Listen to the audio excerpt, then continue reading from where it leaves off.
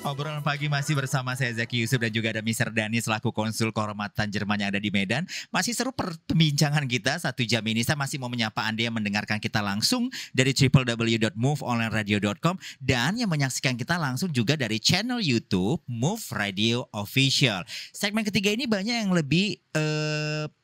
yang lebih akan menarik kita akan bahas. Yang pertama tadi di segmen kedua kita bicara masalah au pair dan saya mau tanya juga ke Mr. Daniel seperti apa program au pair itu, apakah masih dibuka untuk hubungan Indonesia dan Jerman? Kan sistemnya itu mereka mendapatkan orang tua asuh ya di sana, begitu ya? Gimana sih Mr. Daniel bisa ceritakan? Iya, kalau sebenarnya au pair itu dari bahasa Prancis. Au pair, kalau diterjemahkan ke bahasa Indonesia itu artinya kompensasi. Kompensasi. Ya, jadi Jerman menerima anak-anak muda itu yang bisa ngikutin program au pair itu umur 18 sampai 27 tahun. Dan mereka ke Jerman tinggal di rumah keluarga ini. Yang sudah dipilih sama negara Jerman tentunya. Pernah siapa orang tua asuhnya? Terdahulu. Ya, karena ada seleksinya itu. Jadi anaknya mesti di bawah 18 tahun. Jadi sebagai au pair, anak muda yang dikirim ke sana nanti bisa belajar bahasa Jerman di Jerman dan juga menjaga anak-anak mereka, jadi mengantarkan mereka misalkan ke sekolah atau pada saat orang tuanya bekerja mereka bersama anak-anak misalkan bermain bersama, menyiapkan sarapan untuk anak-anak untuk sebelum ke sekolah.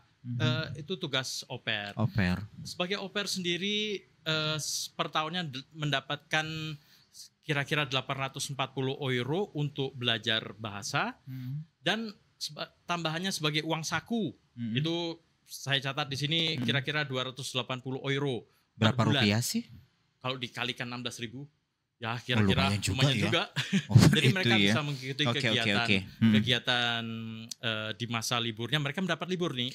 Itu ada jangka waktunya, ya, Mr. Daniel. Berapa bulan sih? Kalau minimalnya 6 bulan, maksimalnya 1 tahun. Nah, minimalnya 6 bulan, maksimal 1 tahun. Ya, seandainya program au pairnya sudah selesai, tapi dia cocok tuh mau tinggal di sana. Itu bisa lanjut dalam bentuk pola seperti apa? Selama masa visa au pairnya ini belum habis, di negara bagian tertentu mereka bisa mengajukan untuk visa studi misalkan. Oke, berarti harus ke negara bagian dari negara bagian tertentu. Itu contohnya? Enggak semua negara bagian ya. Kadang-kadang di Berlin ada. Ya. Oke. Di negara bagian tertentu mereka selama masih berlaku ini visanya masih bisa menanyakan ke namanya Bürgeramt atau Rathaus mereka. Itu di situ bisa ditanyakan, saya sedang au pair tapi saya punya rencana untuk studi di Jerman. Bisa ditanyakan ke mereka. Jadi untuk sebagai tamatan SMA tidak bisa langsung untuk kuliah karena di sana harus mengikuti yang namanya Studienkolleg, jadi semacam penyamaan. Berapa bulan? 1 tahun. Jadi 1 tahun mereka penyamaan tadi. Yang paling penting bahasanya. Itu dibiayain juga oleh negara Jerman. Seandainya dia bisa mendapatkan itu. Iya, semua termasuk itu gratis. Jadi uang semesternya paling itulah 200 itu untuk uang transport termasuk Studienkolleg itu. Studienkolleg itu. Ya. Jadi ada sekolah bahasa dulu yang paling penting. Syaratnya untuk sebagai au pair itu A1. Jadi sertifikat bahasa Jermannya A1.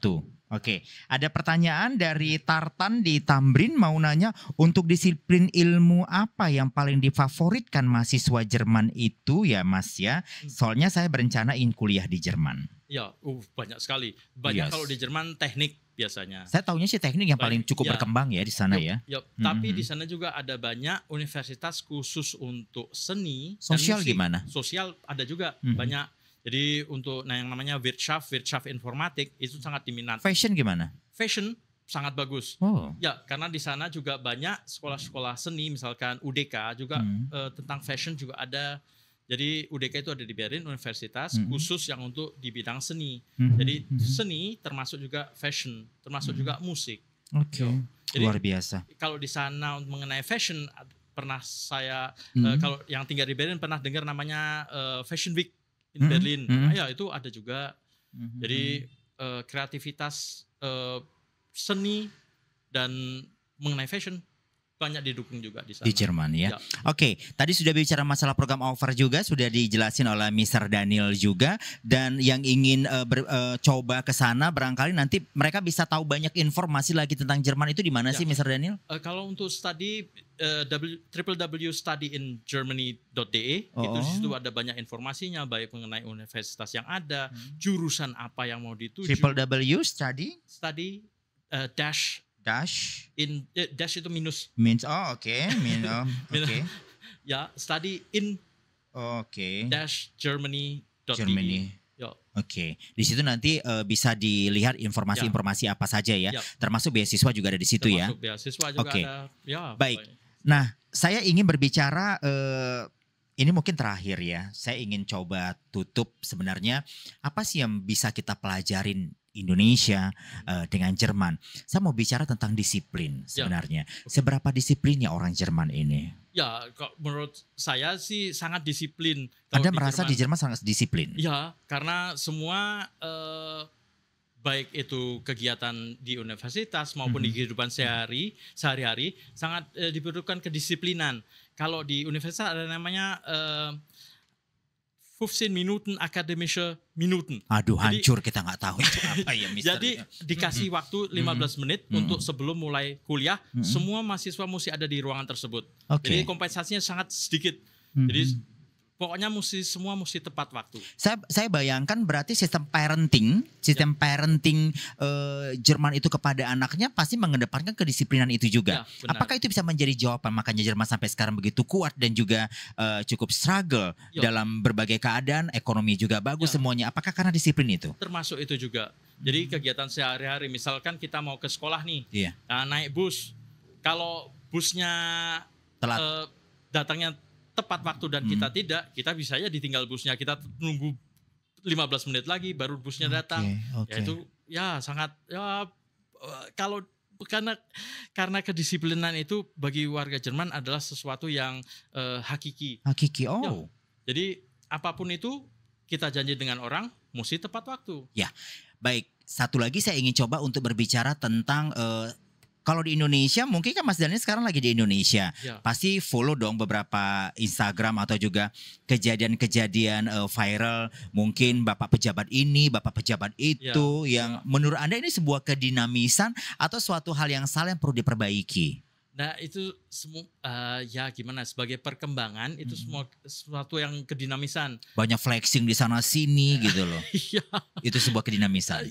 Suatu kedinamisan. Karena walaupun ada sesuatu yang berkembang itu perlu adanya bagaimana ya? Adanya perubahan itu tidak bisa langsung yang positif. Tetapi ada juga yang negatifnya. Karena tiba mau positif kita harus belajar juga dari hal negatif yang terjadi Kita harus bisa menyeleksi, itu yang terpenting. Mana yang baik itu kita ikutin dan tidak baik itu kita jauhi. Itu yang paling penting. Jadi kita mesti lihat dalam perkembangan mesti lihat diri kita sendiri juga. Mana yang baik kita ikutin, mana yang tidak baik kita jauhin. Tapi disiplin tetap nomor satu. Ya, disiplin tetap nomor satu karena bagi apapun itu bagi diri kita sendiri dengan ada kedisiplinan perkembangannya juga step by step naik. Jadi nggak tiba-tiba. Dan itu kadang-kadang apapun yang tiba-tiba itu akan menjadi kaget, jatuhan dan tidak baik tentunya. Semuanya harus ada prosesnya dan kita harus mencintai proses itu.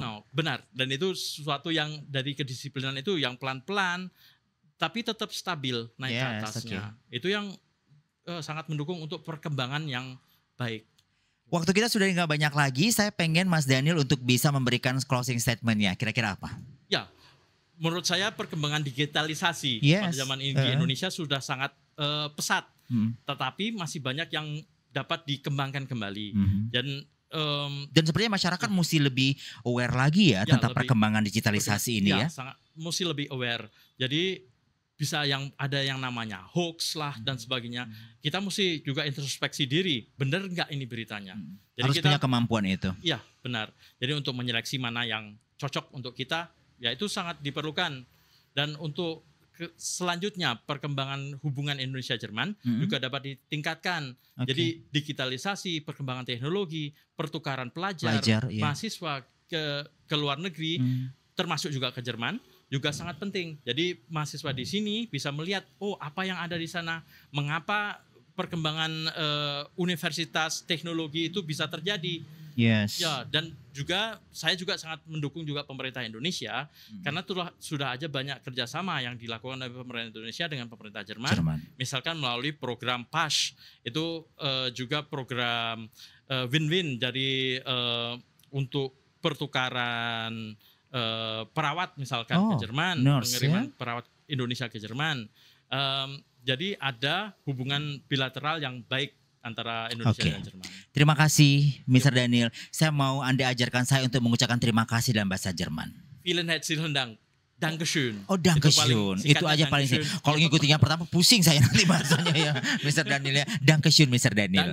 Oke, Dankeschön juga untuk Anda yang mendengarkan kita dari www.moveonlineradio.com dan yang menyaksikan kita langsung dari channel YouTube Move Radio Official. Harapannya kita punya episode kedua, tapi kita nanti lihat seperti apa kesediaan Mr. Daniel untuk kita bicara-bicara apa lagi sebenarnya seputar Jerman ya, Mr. Daniel.